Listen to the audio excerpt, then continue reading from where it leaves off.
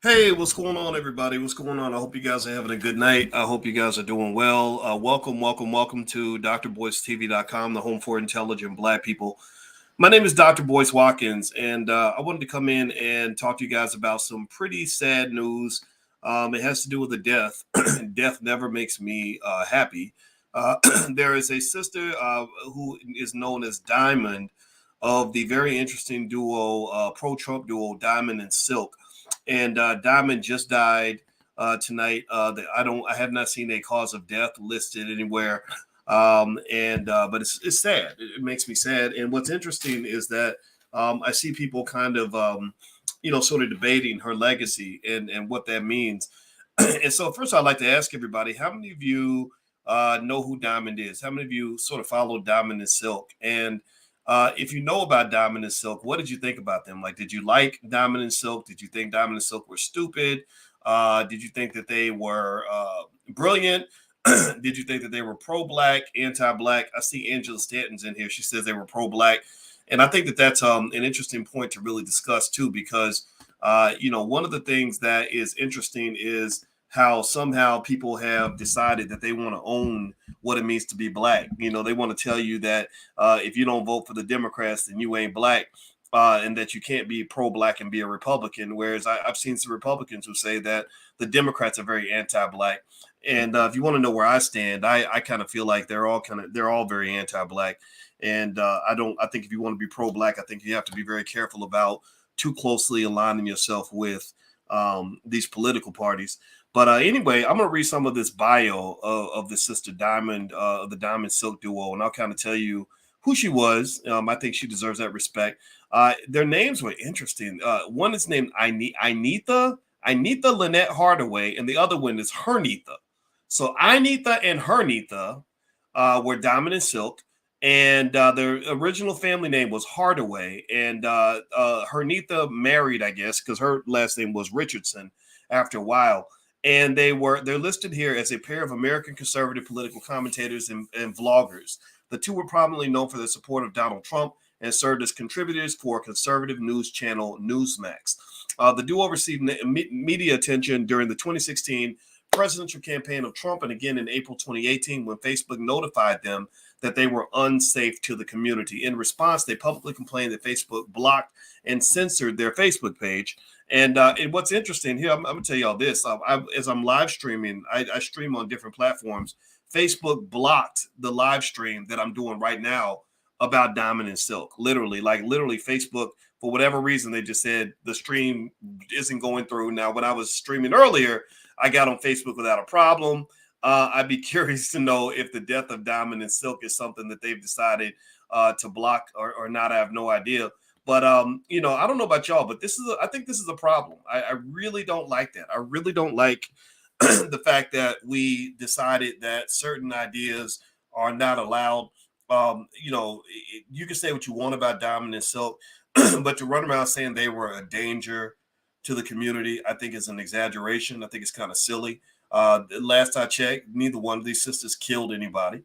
And in fact, even when people would talk about things like the Proud Boys and say, "Oh, these are a bunch of white supremacists," and they're dangerous and all this other stuff, there were black people who were at the January 6th rally. So if there were black people at the January 6th rally and they were looking to string up Negroes, well, don't you think that they would have got killed at that rally? Like, don't you think the black people would have been unsafe?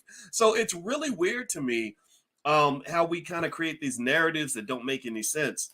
And what's interesting, I don't know how many of y'all knew this. Did y'all know that that Diamond and Silk, when they went back and looked at what they were doing in 2012, did y'all know that they used to be registered Democrats? How many of y'all knew that? That Diamond and Silk literally started off as registered Democrats in 2012. And they actually, one of their first YouTube videos was about police brutality. And it was literally called something like Black Lives Matter.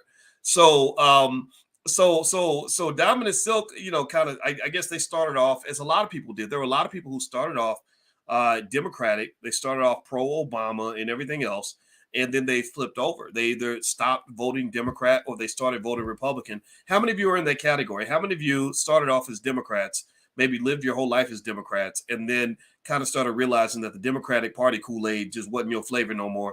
I'm gonna say I'm in that category. I used to be, pretty Democratic, and I did it mainly because growing up as a kid, I was just told that every black person's a Democrat, and that's what you're supposed to do. And I think when I got to Obama, I think when I just saw Obama kind of go into the White House and just do stuff that didn't make any sense to me, I said, man, this ain't it. This is not this. They got us barking up a false tree, man. They got us wasting our time right now because this ain't working. And I work closely with a lot of people. I'm not. I don't talk about it much, but I was invited into those circles. Al Sharpton went out of his way to introduce me to the president of MSNBC. And I didn't realize it at the time. I just thought I was being introduced to somebody, and that wasn't a big deal. I didn't realize, that Sharpton is a strategist. Every move he makes is with intentionality. He's a very smart man. And I think that they were feeling me out to see if I would be a fit, maybe for, something on that network. And of course, I didn't fit because I started saying, well, some of this stuff doesn't make any sense. And also, I remember when I worked with Russell Simmons back in 2013, I think where the straw broke the camel's back for me was when I started talking to people from the White House, and they would call me because even back then, I guess they saw me as some kind of an influencer of black people, and that's what happens. Sometimes people will try to call you and manipulate you, like when Kanye West tried to get me to get black people to boycott Adidas. I told him to fuck off. I was like, that's stupid. I'm not like, what have you really done for black people that would make them want to go boycott Adidas for you? We're not here to serve celebrities. We're here to take care of ourselves. I mean, I don't have any disrespect, but I said, no, I'm not doing that. Like, that's disingenuous. It's ridiculous. And there's no reason for that. And so the same thing with Obama. I remember I got a call from somebody in the Obama White House, and he was like their media guy. And he tried to get me to support some of the decisions the White House was making. And I said, that doesn't make any sense. Like, what you're asking me to do is not even logical, and it's highly unethical. I'm not cool with any of this. And and that's when I started kind of questioning just everything, kind of saying, man, this is a bunch of BS. And then when I worked with Russell Simmons, we did this campaign on mass incarceration back in 2013. And what we did was I wrote a letter to the president to ask him and Eric Holder to change their incarceration policy. And the plan was I would get as many activists and scholars to sign the letter, people like Michelle Alexander and stuff like that, and the HBCU presidents, and Russell would get the celebrities. So Russell went out and did his job. The letter's out there somewhere, and he got all the celebrities to sign, because back then he knew everybody, he still knows them, but back then he didn't have all the scandals and everything. But he got a lot of good people to sign that letter. I'm talking about Will Smith and Chris Rock, and a lot of people signed it. And anyway, we put pressure on the White House to change their incarceration policies. Well, here's what I'm going to tell you, and I'll say this till my grave. I was stunned at how difficult it was to get the Obama administration to even do very basic things as it related to black people. I mean, I was blown away. I said, wait, I thought they were pro-black. I thought this is a slam dunk. This is incarceration. This is giving them the opportunity to do the things that they promised that they would do. And they fought like tooth and nail. They fought like crazy. The idea of black people standing up and demanding something was almost like completely foreign to them. They're like, wait a minute, black people, they're our little minions. They do what we tell them to do. What do you mean we're going to go and do something for them? They're supposed to do things for us. And I've said this to people, and some people can hear it. Some people get it. Some people don't get it. Some people will never, ever believe what I have to say. But I'm sharing this with you to really tell you that this political game, it ain't it. This is not it for you. This is not, you ain't winning this political game. You ain't winning this Democrat Republican nonsense. So, when I do events, I have some people that come in who are Democrats, some people that come in who are Republicans. I don't really care what your political party is, because I don't think it makes a difference. I just really don't. I don't really think it's going to make a difference. I think it's like two football players. One plays for Michigan, the other one plays for Georgia. And if you change the uniforms, then the players would do the exact same job, but they would just be playing for different teams. That you're still the same guy, even whether you put on a Michigan uniform or a Georgia uniform.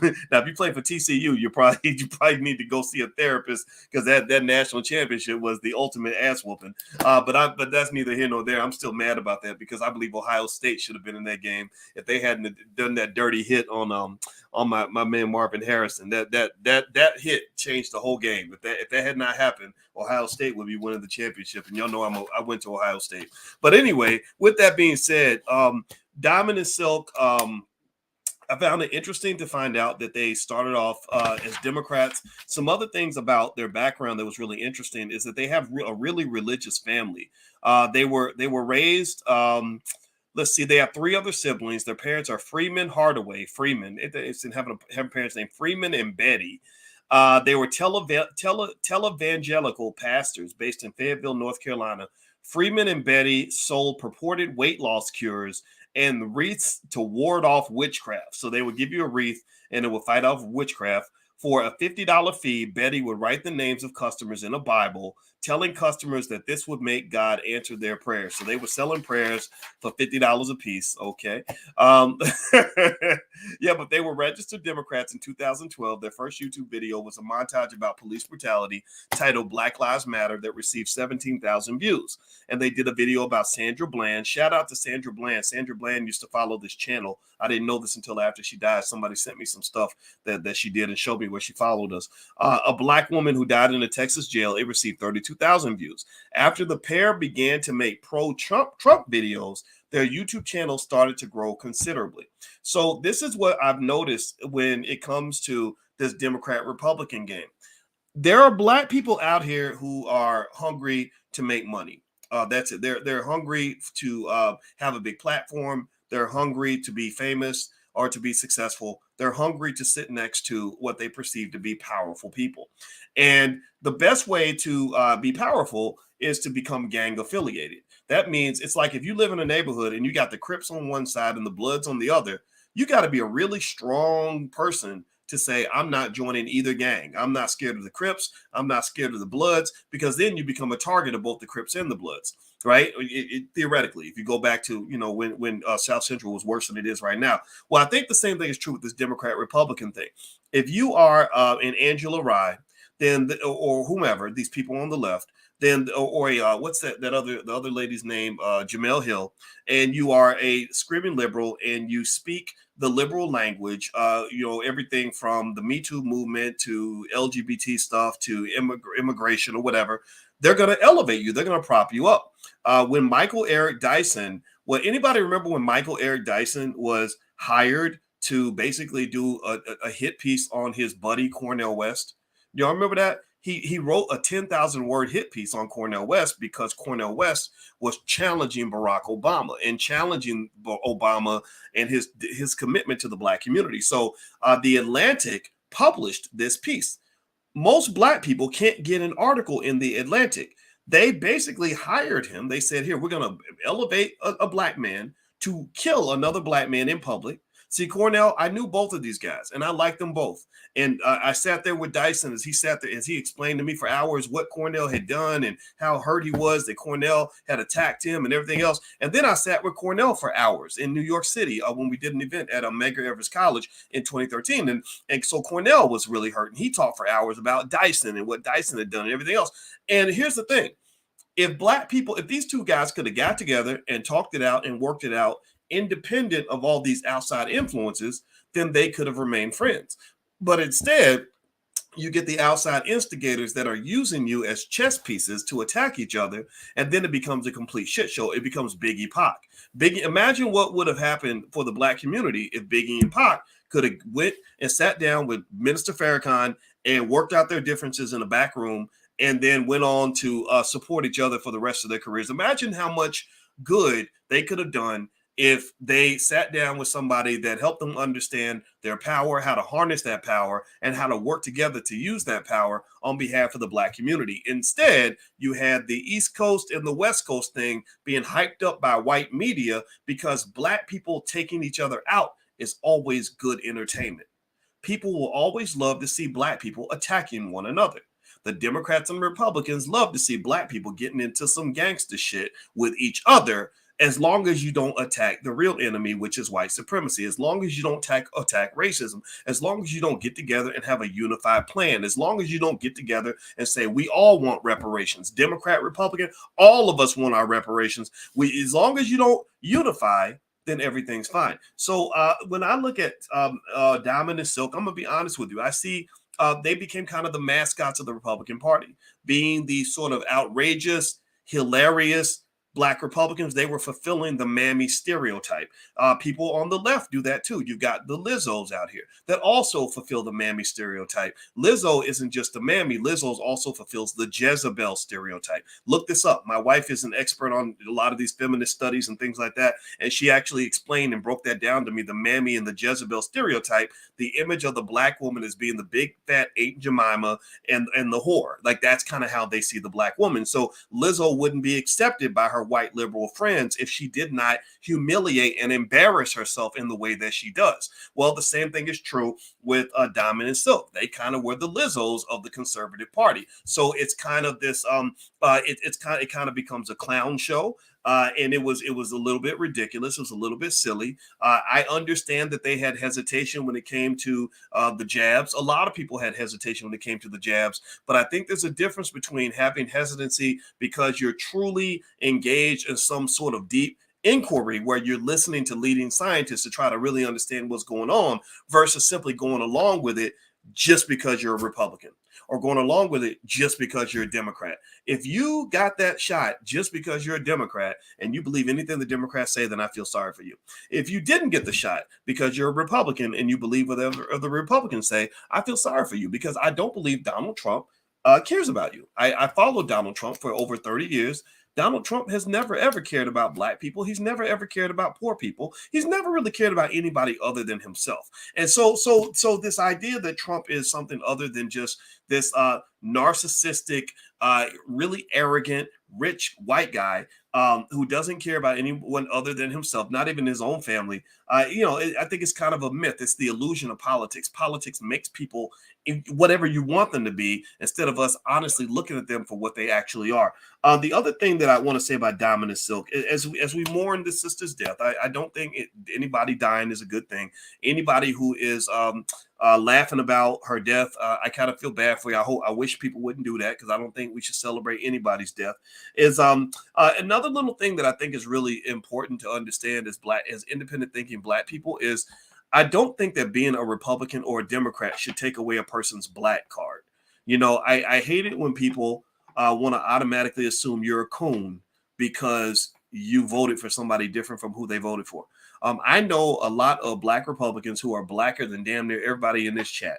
I know some of the blackest, blackety Black Republicans that are down for the Black community, that believe in all the Black causes, but they also happen to be maybe Christians or something, and they don't believe in abortion, so they vote Republican. I know a lot of super Black liberals. I know Black people who voted Democrat who are down for whatever, who are building Black-owned businesses, marrying Black people, raising Black children, showing up to help the Black community, supporting Black causes, And so I kind of wish we could kind of like make sure that we're real clear and not allowing somebody who ain't Black to tell you what it means to be Black. Can we at least agree on that? Can we at least agree that there's not one way to be Black and that Joe Biden should not be allowed to walk in and say, well, if you don't vote for me, then you ain't Black. Well, how about I slap you for that one? Because you sound stupid right now. That's insane. To tell me that you're going to take my Black card when y'all been taking away my freedom for the last 400 years. Now you're trying to take away my Blackness. That ain't happening. And I know people are going to go along and do what they're going to do. I know that, my views are not going to be popular on this because honestly, I think we live in a stupid world. I think we live in a world full of dummies who just follow the crowd, who just do whatever the crowd wants them to do, who want to be popular, who want to fit in and all this other stuff. So I ain't really talking to everybody. I agree. I get it. If people don't like what I got to say, that is totally fine. I ain't got to be right about everything. But damn it, you can't sit here and tell me for 1 second that this Democrat Republican nonsense has moved Black people 1 inch forward as a community. Where have we progressed? Where have we benefited? You've been showing up. You've been voting in every election. You've been marching at every rally. You've been praying to white Jesus since you were a little baby. Where in the world can you point to me that Black people are doing better?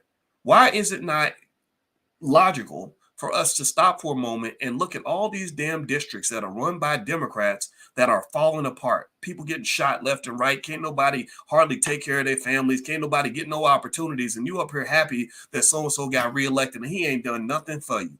I just think that's weird. I think that is like about the most debilitated line of thinking that I can ever find. I mean, you want to talk about feeling like disabled, like almost like you're handicapped or something. That to me is very stressful for me, because I cannot live in a world where I have to sit around and pretend like I'm completely powerless. I'm a man, damn it. You're not going to tell me that the best I can do is sit around and pray into white Jesus that another white man's going to come save me. No, we're not. I'm not doing that. That's not the tribe I'm from. That's not what I believe. So in conclusion, what I will say, and I'm going to go to bed, but what I will say about Diamond and Silk is that I'm very sorry to see the sister die. She wasn't very old. She was born in 1971, so that means she was about 50 years old. So, I don't know what could have happened, but I'll tell you what, we were talking earlier about how health is wealth. She was from the South. A lot of the stuff that we grew up eating in the South and stuff like that is not good for us. We allow ourselves to gain weight and become obese and things like that, and we ignore that. We don't talk about that enough. And so I just want to encourage you to be sort of to break out of the mold of that. Like, don't just sit around waiting to die. Just do a little something different that'll actually help you be a little bit healthier, because the healthcare system ain't going to do it for you either. The healthcare system's all about getting your money. They're all about giving you enough pills to manage your illness. They're not about curing anything. And it's up to you to not just cure is nice, but the best form of cure is prevention. An ounce of prevention is worth a pound of cure. So I encourage you to do the healthy things that are going to keep you alive for a very long time.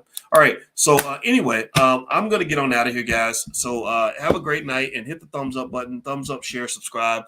Just a reminder, I have a new book. It is called The 10 Commandments of Black Economic Power. You can get a copy at my website, boycewatkins.com. A lot of you seem to like it. If you get it on Amazon, if you could leave a review, I'd appreciate it. The reviews are almost all 5 stars, so it looks like you guys like it. And I think it's a great definitive guide for what you can do in terms of taking very basic steps this year that will put your family on a positive wealth trajectory that will last for the next 200, 300 years. I guarantee it. That's why I keep pushing this to you, because I guarantee it will make a huge difference in your life. So anyway, have a good night, guys, and thank you for listening. I love you, and I'll see you guys soon. Take care now. Peace.